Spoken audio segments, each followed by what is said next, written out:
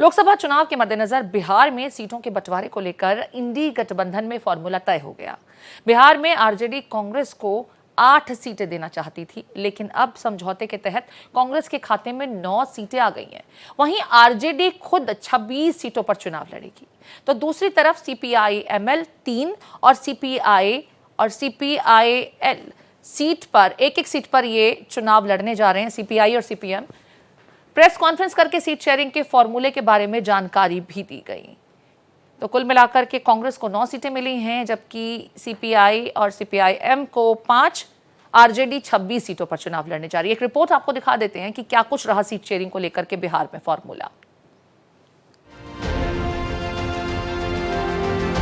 लोकसभा चुनाव का काउंटडाउन शुरू होते ही जहां एक तरफ बीजेपी ने पूरे प्लानिंग के साथ अपनी ताकत झोंक दी है, तो दूसरी तरफ इंडिया गठबंधन में सीटों के बंटवारे को लेकर अभी तक तकरार जारी है। बिहार में इंडिया गठबंधन के बीच सीट शेयरिंग का फॉर्मूला तय तो हो चुका है, लेकिन कुछ सीटों पर खींचतान शुरू हो चुकी है। आरजेडी, कांग्रेस और लेफ्ट के बीच सीट शेयरिंग पर सहमति बनी, जिसमें सबसे ज्यादा 26 सीटों पर लालू यादव की पार्टी आरजेडी चुनाव लड़ेगी। कांग्रेस 9 सीटों पर और लेफ्ट पार्टियां 5 सीटों पर अपना उम्मीदवार उतारेंगी।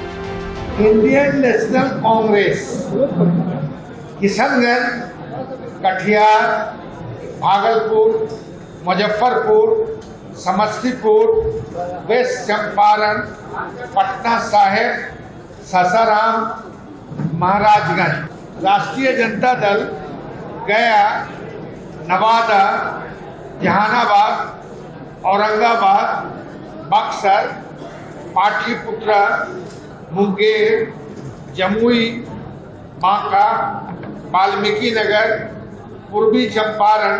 देखिए, क्या नहीं, कुछ नहीं, मैं बताता हूँ। गठबंधन दलों का होता है, व्यक्ति के इर्द गिर्द गठबंधन नहीं होता है, और उस मर्म को सब लोग समझते हैं।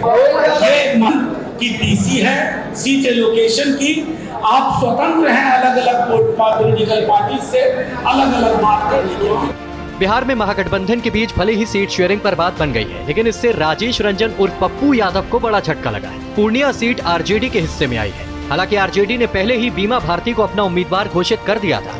दरअसल पप्पू यादव पूर्णिया सीट पर लंबे समय से दावेदारी कर रहे थे और कांग्रेस में पप्पू यादव इसी शर्त पर गए कि उन्हें इंडिया गठबंधन से पूर्णिया का उम्मीदवार बनाया जाएगा। लेकिन पप्पू यादव की रणनीति धरी की धरी रह गई। हालांकि पूर्णिया सीट से दावेदारी कर रहे पप्पू यादव पीछे हटने को तैयार नहीं है। उन्होंने सीट शेयरिंग के ऐलान से पहले ही सोशल मीडिया प्लेटफॉर्म पर पोस्ट किया है।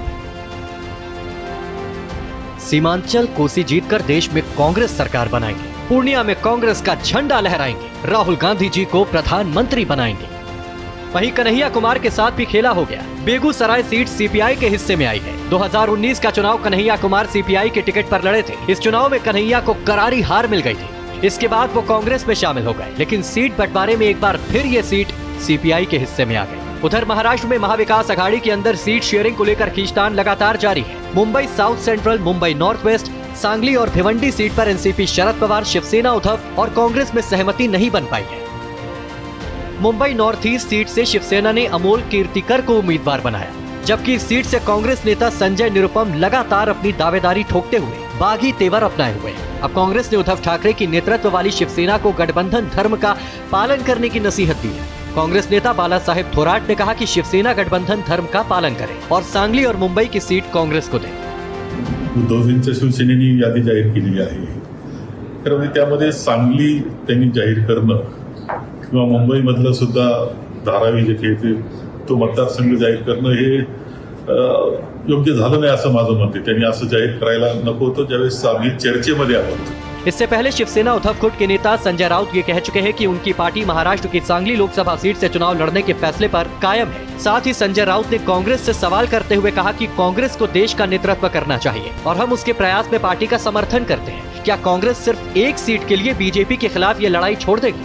बात ऐसी है कि हमारी लिस्ट आई है